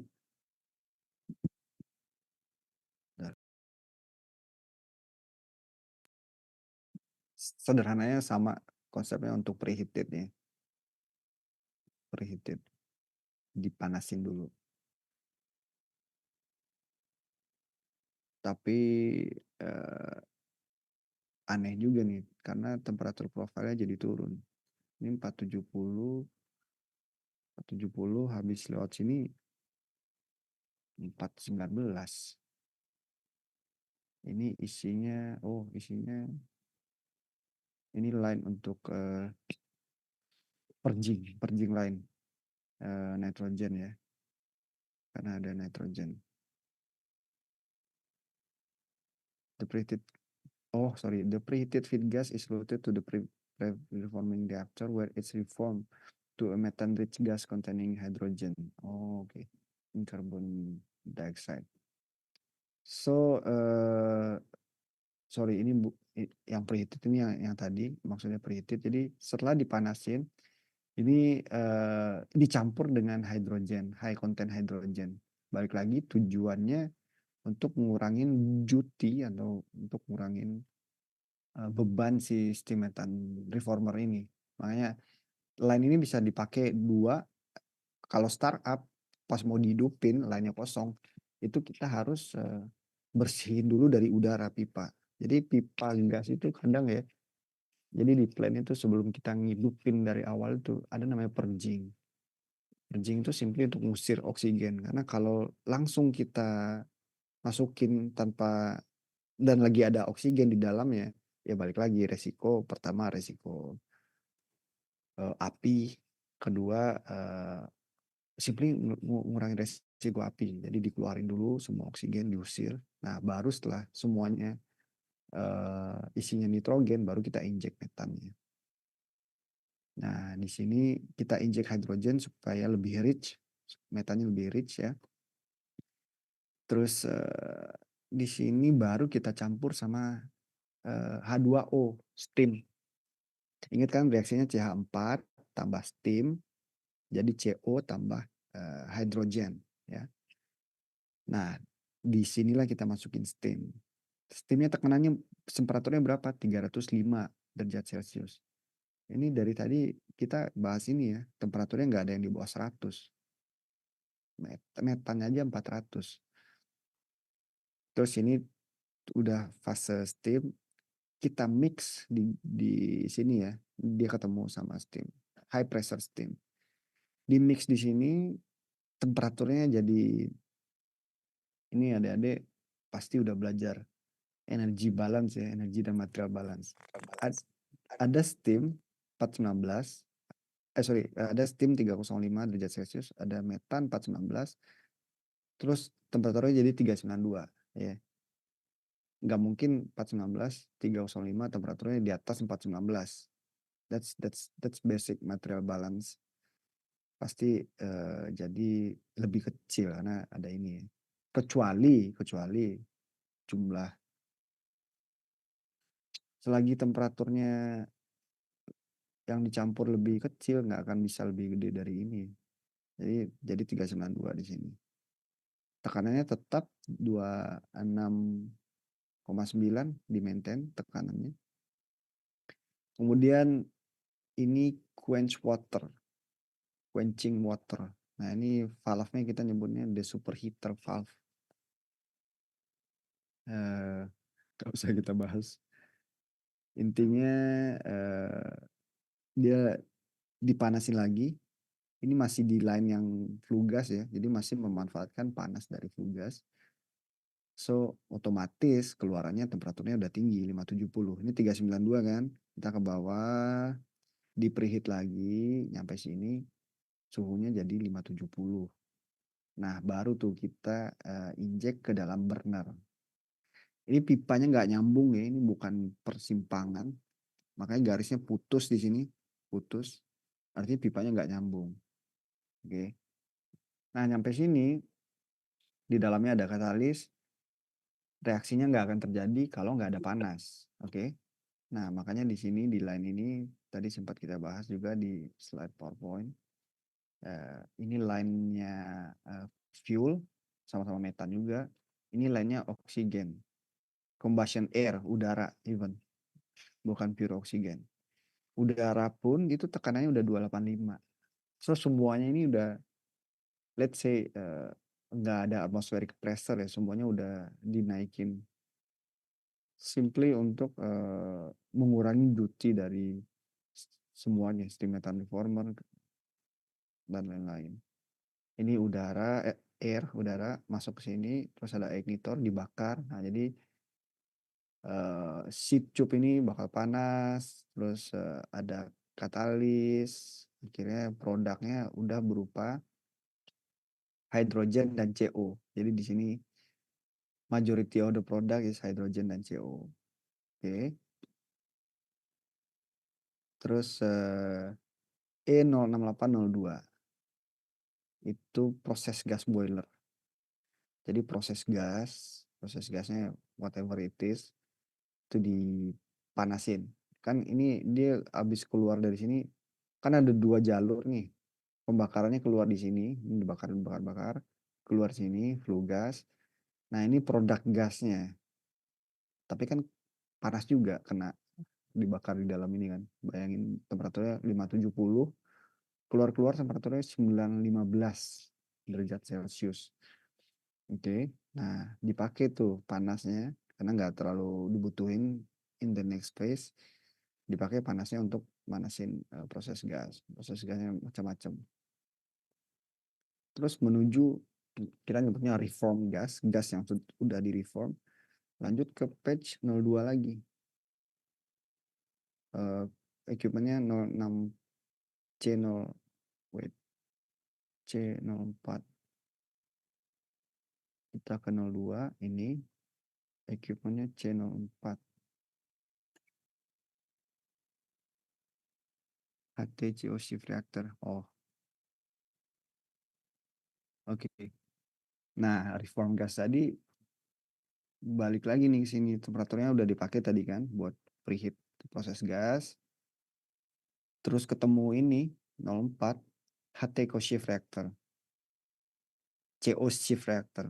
Jadi di sini terjadi reaksi kedua water gas shift, which is CO plus, harusnya plus metan, plus steam, right? Let me make sure.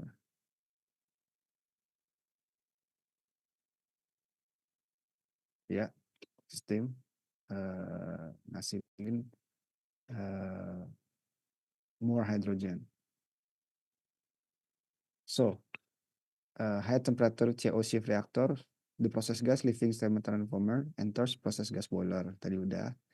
Cool down by generating steam. Terus oleh temperatur dikontrol masuk ke high temperature COC reactor. Downstream of the process gas route to blah blah blah with the ferrous oxide catalyst. Okay. Carbon monoxide into the process gas react with non-converted process steam from hydrogen and CO2 according to COC reaction. The COC reaction is exothermic, which leads to temperature rise. Hasilnya panas reaksinya. Oke. So di sini temperatur keluarannya udah 431. Karena ini kan nggak ada heater nih. Tapi reaksi yang terjadi di sini exothermic ngasilin panas, akhirnya otomatis temperaturnya naik dengan sendirinya. Jadi dari 360 ya, sini ke 431. Terus ini udah kita bahas tadi, sempat ketemu ya, panasnya dipakai untuk preheat feedstock. Terus baru kita ke shift gas. Equipmentnya E3 sama E4, halaman 5, bukan halaman, drawing nomor 5. Nah ini. Set E06804 itu adalah BFW preheater process steam. BFW boiler feed water nih. Preheater. Jadi ini line-nya air buat dijadiin steam. Macam-macam, ini agak kompleks keluarannya di sini.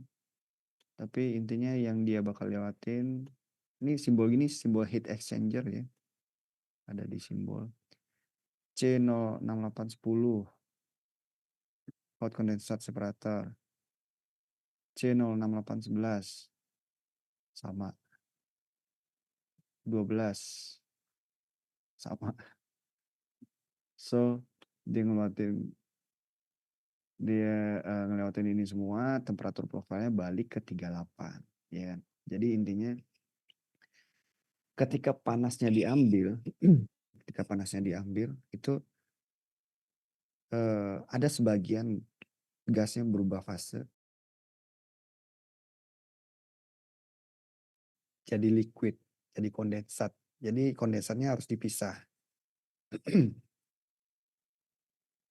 Intinya nggak boleh ada liquidnya karena macam-macam efeknya. Jadi ini ada 3, ini ada heater 6801 kayaknya ya. 06801 shift gas air cooler, dingin pakai udara. Jadi lihat aja temperatur profilnya turun 153, 149, 50, 38 sampai akhirnya jadi 38 di ujung sini.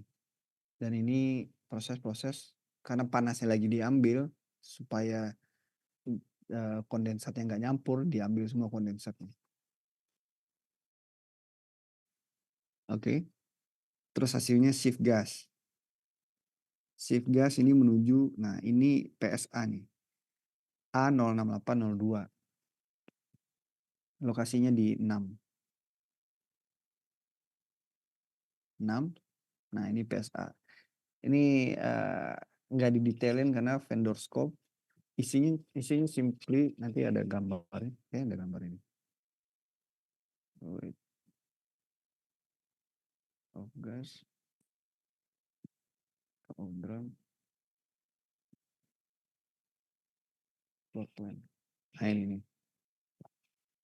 Jadi dia masuk ke PSA. PSA tuh bentuknya gini. Jadi pressure swing adsorption ya, pakai D, bukan absorption. It's two different thing.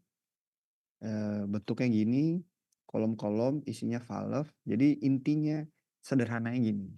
Dia tuh ngefilter gas-gas lain. Jadi pokoknya habis, kan tadi ada produknya hidrogen, tapi kemungkinan masih ada carried over gas, which is bisa metan, bisa CO, bisa sulfur kalau nggak ke filter, bisa CO2 ya.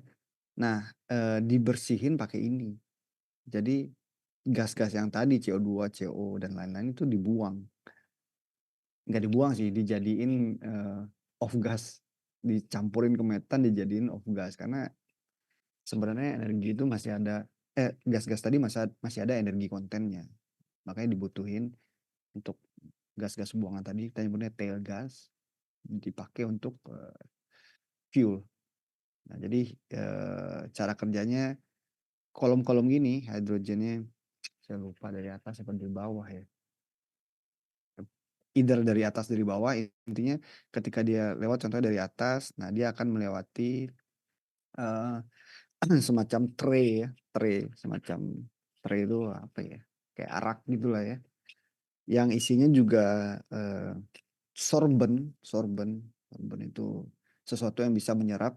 Jadi pas gasnya dilewatin, yang hidrogennya lolos, yang gas lainnya itu keserap oleh material sorben ini. Jadi cara kerjanya gitu. Jadi makin ke bawah hidrogennya lolos semua tuh.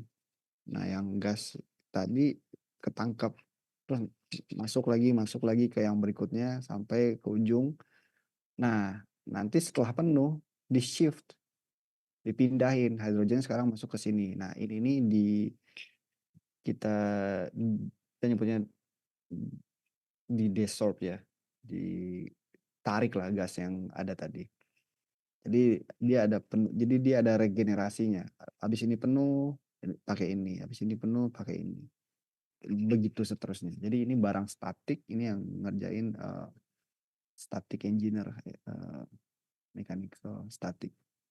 Nah, keluaran ini it's supposed to be isothermic ya.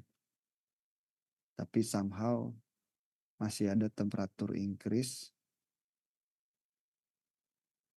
Nah, dicek tuh. Ini ada AP. AP ini analyzer, probe. Jadi kan ini produk akhir, udah hampir akhir lah. Kita harus cek lagi benarkah gas-gas buangan itu keserap atau enggak. Makanya ada probe yang ngecek CO2 konten, CO2 konten, nitrogen konten di produk ini karena ini yang bakal dipakai. Kalau misalnya ini masih gede, itu biasanya either kita buang atau kita balikin ke proses awal. Karena ini udah kirim ke hydrogen battery limit, ini udah kirim ke saya lupa detailnya RFCC, pokoknya udah bakal dipakai lah. Jadi kualitas hidrogen ini harus the best.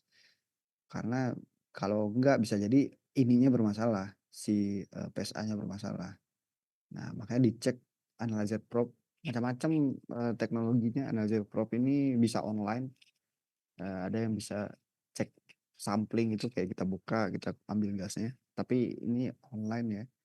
Maksudnya ketika pipanya ngalir itu kita angkanya bisa keluar. Karena ngecek kandungan itu kan nggak kayak ngecek temperatur pressure, nggak straight to the point. Ada cara metodenya untuk ngecek ini. Dipisahin dulu gasnya berdasarkan tekanan dan temperatur yang beda. Nah, di produknya itu dibagi dua lagi. Ini namanya hydrogen kompresor. Nah, ini kan tekanannya 16 ya, 16. Kita bicara tekanan. Temperaturnya 43. Jadi ada dua kebutuhan nih. Di kilang sebelah itu dia butuh hidrogen dengan tekanan 16, terus hidrogen dengan tekanan tinggi. Jadi kita bagi dua. Tapi kebanyakan yang ini sih dipakai yang 16. Nah, karena dia butuh tekanan tinggi, kita pakai hydrogen kompresor. Ini K0804 itu for sure hydrogen kompresor. Nah, hydrogen kompresor ini reciprocating kompresor. Kalau centrifuge yang muter ya, yang muter. Recipro itu yang gini ya. Nah, ini ada dua. Kita pakai A dan B. Ini barangnya dari Siemens Energy. Terus produknya tekanannya jadi 38. Terus udah dikirim.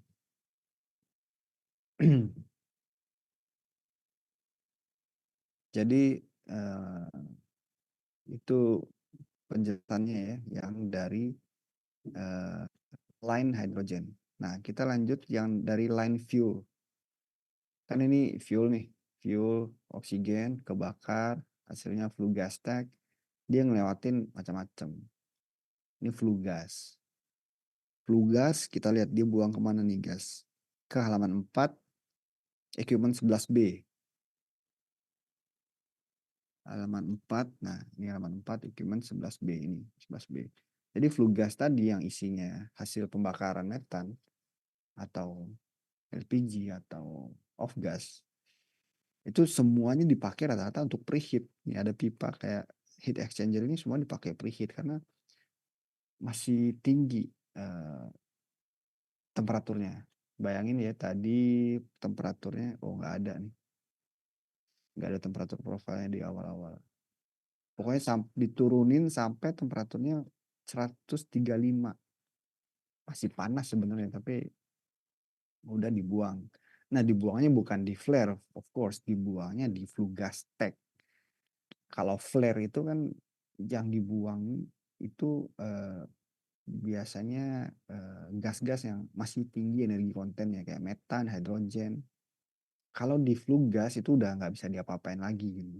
Jadi dilepas aja ke atmosfer, dilepas aja. Nah, inilah yang menjadi sumber masalah saat ini, global warming and everything. It cause karena simply kita buang aja. Emang nggak bisa ditreatment, Pak. Itu kuantitasnya banyak banget masalahnya. Kayak PLTU itu kuantitasnya banyak.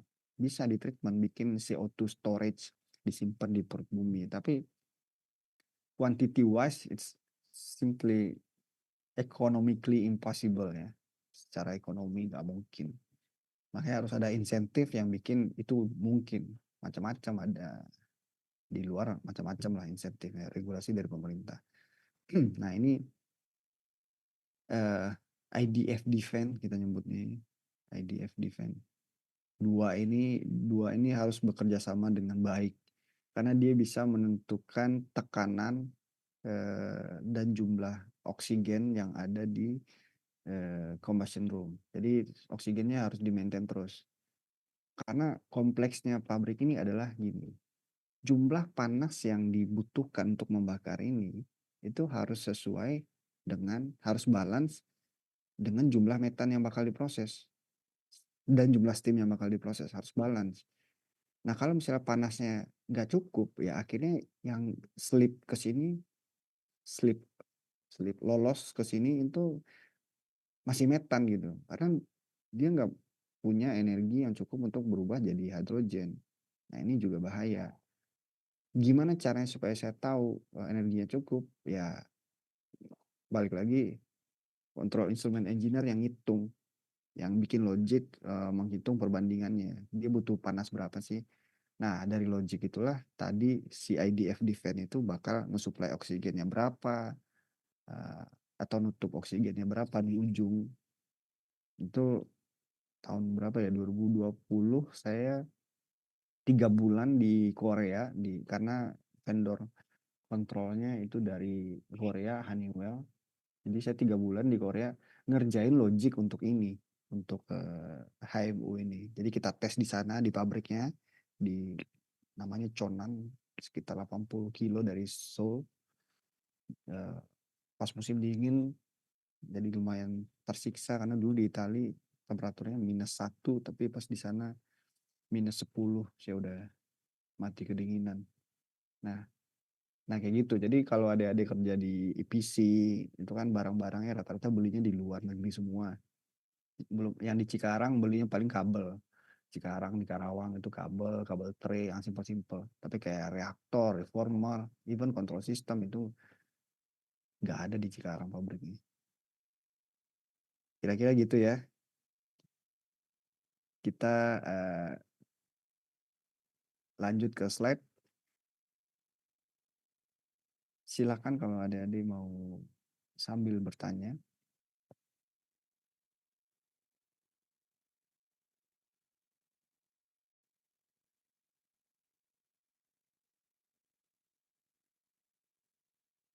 Tadi kita udah bahas cukup detail, run through itu kayak di ngejelasin ke ini ya, operator-operator magang. Nah, ini ada lagi. Tadi proses flow diagram. Kalau ini block flow diagram. Sama persis, tapi penyajiannya yang satu berhalaman-halaman dan ada temperatur profile dan temperatur pressure profile. Ini penyajiannya lebih sederhana. Harusnya ini duluan nih. Sebentar. Oke. Ops. Nah, kalau ini sama persis, ini yang saya bilang OSBL, ISBL.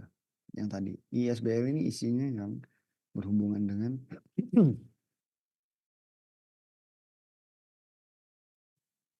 berhubungan dengan proses. Yang OSBL berhubungan dengan supporting lah. Ada nitrogen, ada listrik, power, ada wastewater.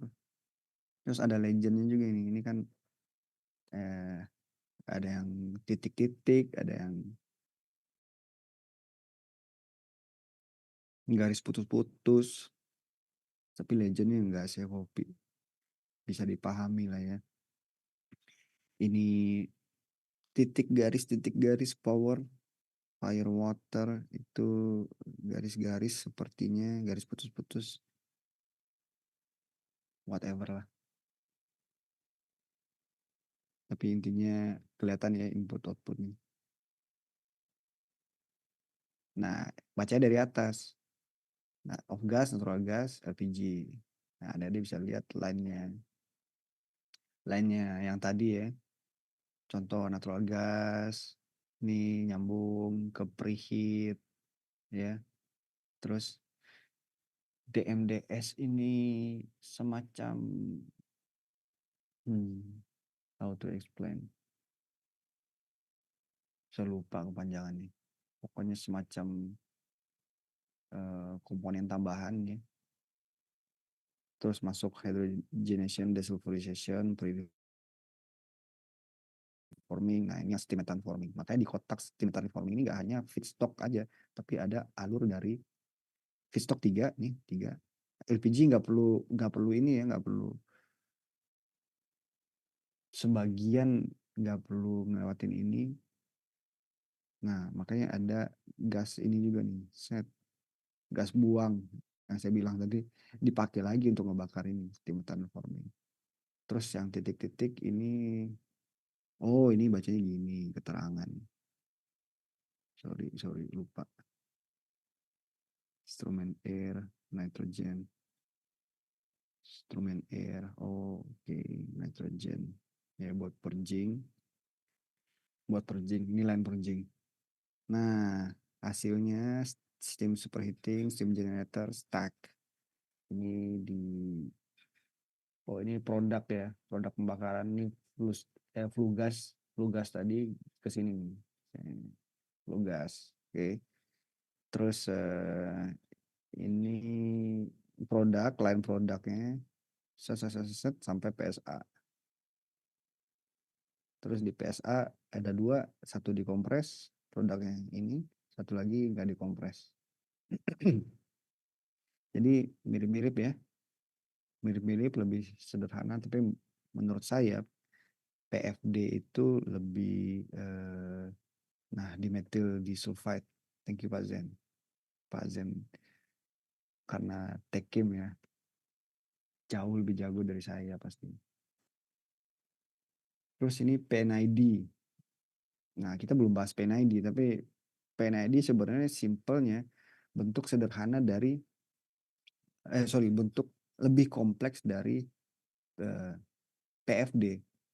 Contoh kita bahas satu aja, PNID. Proses flow. Nah, pusing. Yang ini aja deh. Kompresor lah sekalian lebih menantang. Saya coba ini ya, share screen PDF. Ini PNID kompresor.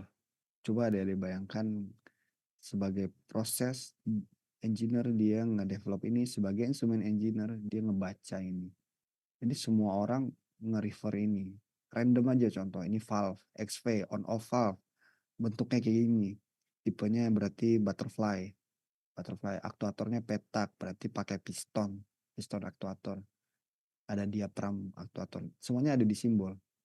Terus ini PT artinya pressure transmitter. Jadi dia ngedetek pressure.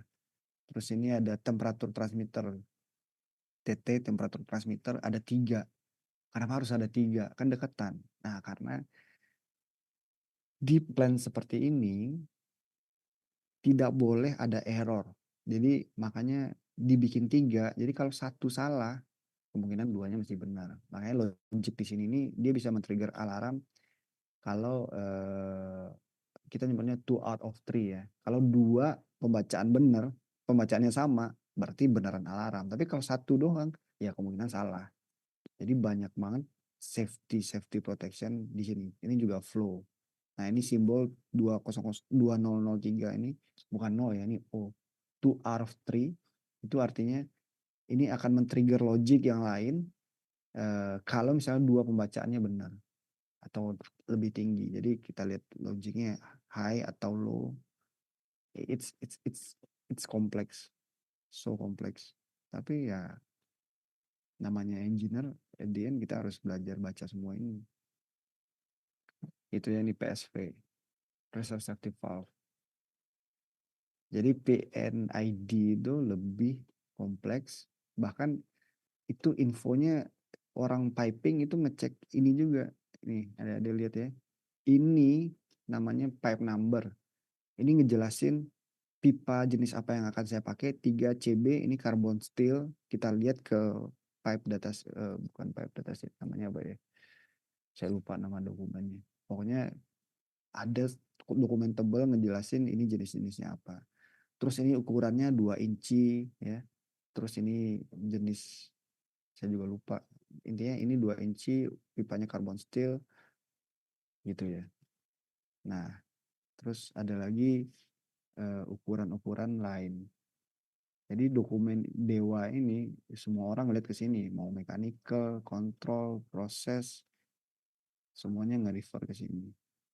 Ini yang flange saya sebutin tadi. Flange. Ini check valve. Itu ya. Ya minimal adik-adik udah familiar dengan simbolnya. Jadi kalau keluar di ujian misalnya ini simbol apa, ya udah bisa tahu. Minimal keluarnya yang udah kita bahas aja. Lanjut dikit lagi. Tadi kita udah bahas ya penjelasan manfaat dari dan fungsi dari masing-masing equipment ini. Ini tip jenis oh ya tadi yang udah saya jelasin juga plannya berapa sih dari 3 mode, 4 sebenarnya ada lean, rich,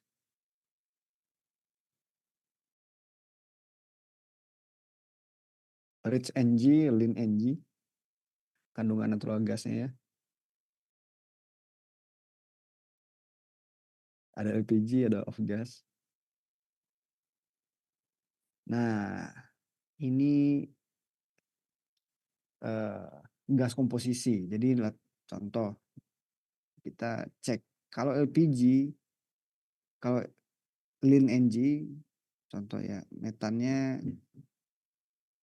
Ini saya juga sempat nanyain sih, tapi saya lupa. Kenapa lean NG metannya lebih gede daripada rich NG? Namanya kebalik. Tapi saya lupa penjelasannya. Kayaknya yang jadi reference bukan bukan komposisi metan ya. Ini saya benar-benar lupa. Tapi intinya di sini kita bisa lihat komposisi gasnya apa aja. Makanya tadi CH4 96%. Ini nah persentase itu kan juga macam-macam ya. Orang proses, anak energi sistem juga ada molar percentage, ada weight percentage. Jadi persentase berdasarkan komposisi molarnya, molekulnya. ada berdasarkan beratnya. Nah, ini sepertinya molar. Nah, kalau molar ini dikasih mole percentage seperti ini ya. Composition. Oh ya, ini sorry, mole percentage berarti bukan dari berat. Kalau dari berat ada W percentage. Nah, ini komposisinya, spesifikasi gasnya. Makanya kalau saya pengen desain kompresor, ya saya ngasih ini ke vendor kompresor, tolong didesain seperti ini. Terus temperaturnya lumayan lengkap ya. Ini yang off gas. Coba off gas. Off gas komposisinya macam-macam. Semua ada. Metannya cuma 10%. Isinya paling banyak hidrogen. Ada CO2, ada air, ada ya ini contohnya, ada semuanya ada di sini udah kayak campur aduk ya. Ini penjelasan detail HDS, silakan adik-adik baca sendiri ini yang setelah ini tadi ya, preheater di awal sebelum masuk ke setelah steam reformer. Sebelum steam reformer. Sorry. Terus ini PSA, saya sempat jelasin cara kerjanya. Terus, nah desainnya dia harus ini ada lagi nih vol percentage berdasarkan volume, bukan berdasarkan mol. Cara konversinya silakan tanya Pak Zen. Jadi 99,9% itu targetnya. Jadi didesain sedemikian rupa supaya bisa mostly produknya hidrogen. Dan ada dua, kan ada yang high pressure, ada yang low pressure. So, seperti yang saya jelasin tadi, mostly kita butuh yang low pressure, 110 nm cube per hour. Sedangkan yang high pressure cuma butuh 10 ribuan. Ya. Terus ini spesifikasi yang kita harapkan dari PSA. Purity 99%. Oke. Boleh lah masih ada nitrogen. Berarti ini ya, ppm juga satuan ini ya, konsentrasi. Nah, ini kerjaan saya dulu bukan saya yang desain sih, vendor yang desain. Tapi saya yang review, komen, terus ngecek semua. Nah, tadi versi yang dilihat oleh proses engineer. Tapi nanti ketika plan beroperasi, si operator itu ngelihat di control room, di ruangan yang khusus mengontrol satu pabrik, itu bentuknya kayak gini, persis kayak gini. Nanti ada api-apinya sih sebenarnya ini, kalau lagi hidup ya. Terus ini semuanya ada nilainya berapa, tekanannya berapa. Nah, ini contoh dari KO drum. Sama persis, jadi apa yang ada di PNID tadi kita translate menjadi gambar lebih gampang dimengerti ya. Jadi kalau misalnya pengen buka valve ini, saya bisa ada yang bisa di override manual, ada yang enggak. Karena bahaya juga kalau diklik-klik sama operator ternyata kebuka terus jadi sumber hazard kan bahaya. Jadi ini didesain demikian rupa untuk safety di pabrik. Nah ini production consumption figures.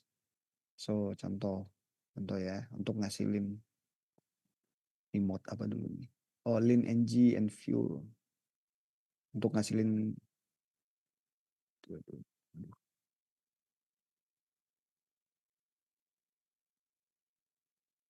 untuk ngasilin 110 H2 LP produk itu saya butuh kapasitas lean energy-nya segini ya. I have no idea. Oh, ini yang fitnya segini, yang fuelnya segini.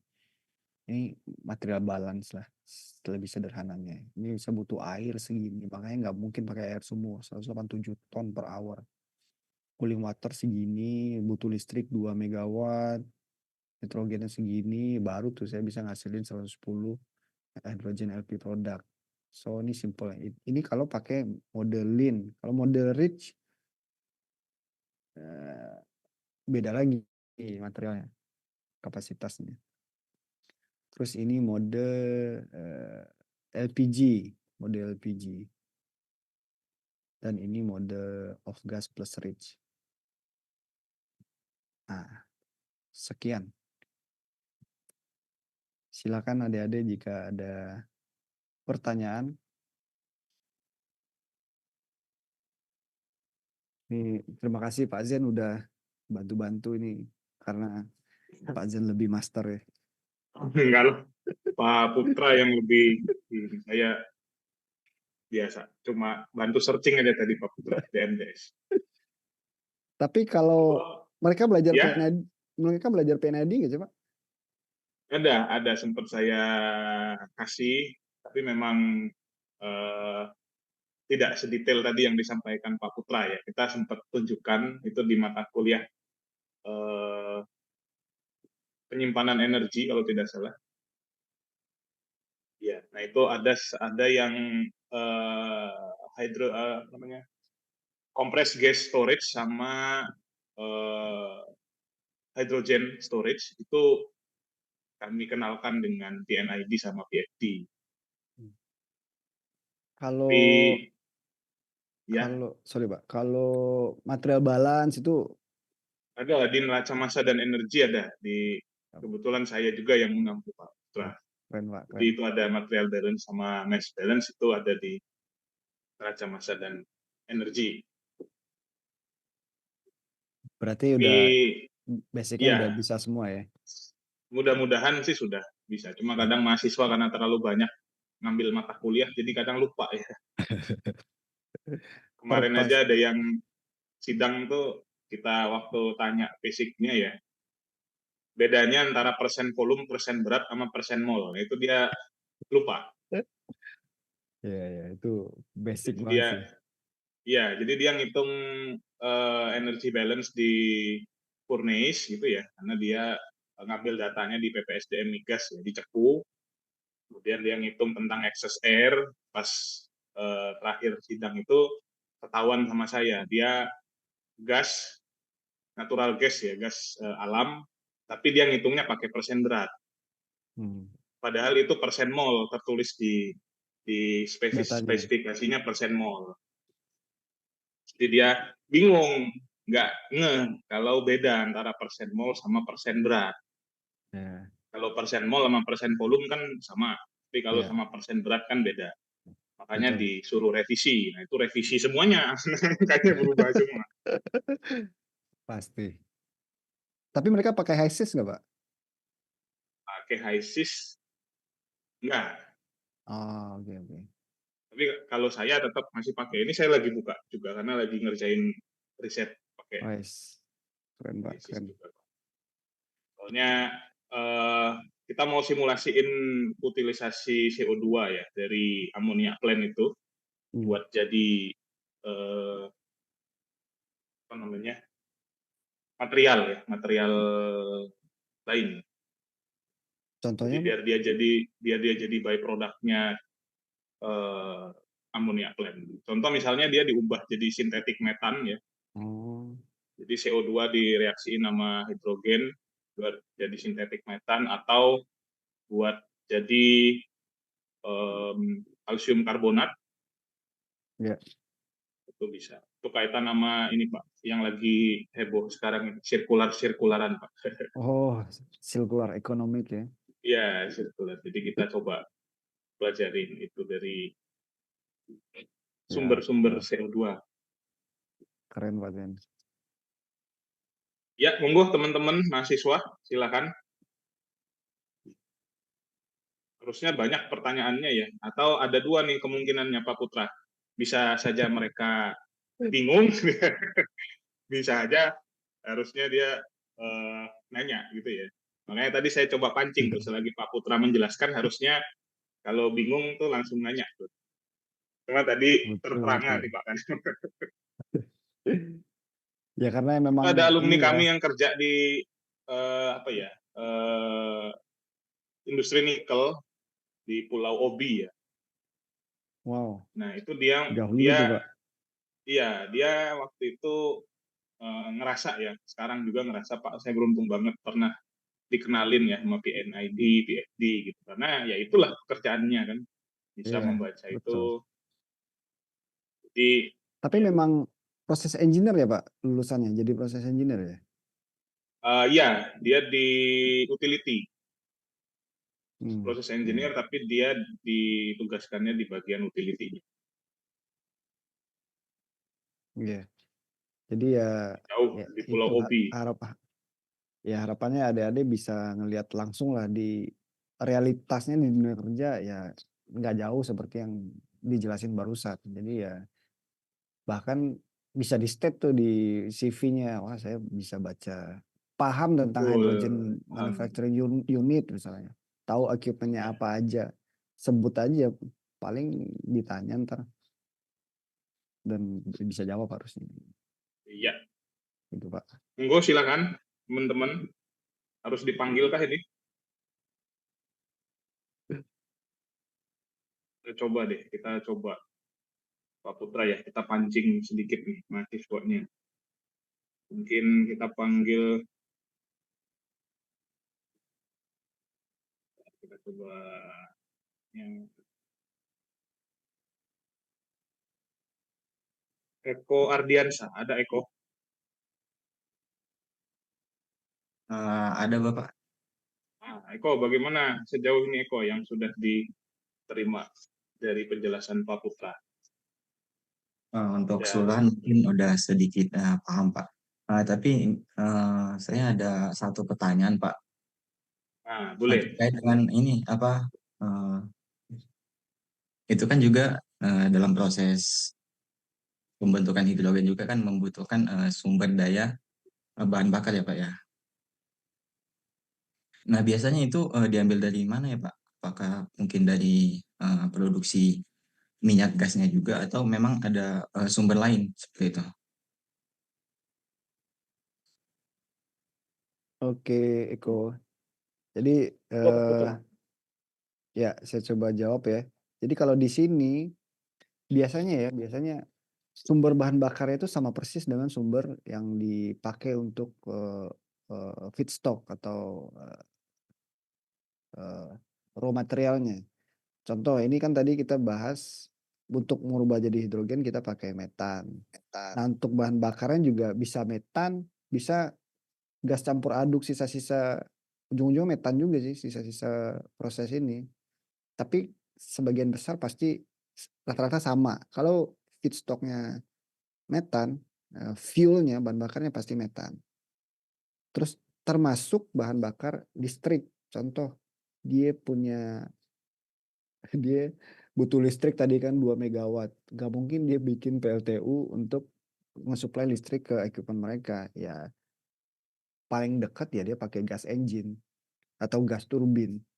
So untuk efisiensi semuanya disamain walaupun bisa aja dibedain tapi what's the point kan? Tujuannya kan untuk efisiensi. Kita udah keren-keren nih, heat recovery lah macam-macam, tapi pakai fuel yang beda. Jadi jawabannya saya belum pernah sih lihat beda fuel, tapi pasti sama sih Eko, terutama di case HMU Pertamina ini ya, gitu. Jadi untuk proses pembentukan hidrogen ini dalam sistem itu dia ada ini sendiri apa ya? Power plant sendiri terutama untuk pembangkitan listrik ya Pak ya. Betul, betul. Termasuk ke proyeknya Pak Zen yang di Banggai itu juga ada kalau di Banggai itu gas turbin ya Pak ya, gas turbin. Gas engine dia, Oh, gas engine ya, gas engine. sama gas turbin juga. Betul. Jadi pabrik-pabrik kilang kayak di Pusri itu nggak ada listriknya dari PLN. Semuanya mereka punya pembangkit untuk prosesnya sendiri. Kenapa?